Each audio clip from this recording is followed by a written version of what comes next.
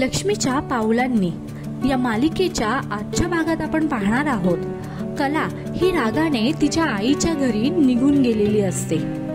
ती बरेच दिवस आपल्या सासरी जात नाही. तिला पुन्हा तिच्या सासरी बोलवण्यासाठी अद्वैत एक युक्ती लढवतो. अद्वैत चक्क वकिलांना घेऊन कलाच्या आईच्या घरी जातो आणि वकिलांना सांगतो कलाला नोटीस द्या. तेव्हा कला विचारते, ही नोटीस कसली आहे? अद्वैत बोलतो, विचारण्यापेक्षा वाचशील तर जास्त बरं होईल. तेव्हा कला नोटीस वाचते आणि फार चिडते. अद्वैत बोलतो, बघ कशी वाटली माझी युक्ती? आणि अद्वैत हसू लागतो. मग तुम्हाला काय वाटतं, त्या नोटीस मध्ये नेमके काय लिहिलेले असेल? आम्हाला कमेंट मध्ये सांगा. तसेच लक्ष्मीच्या पावलांनी ही मालिका तुम्हाला आवडते का? या मालिकेतील अद्वैत कलाची जोडी तुम्हाला कशी वाटते? आम्हाला कमेंट मध्ये सांगा.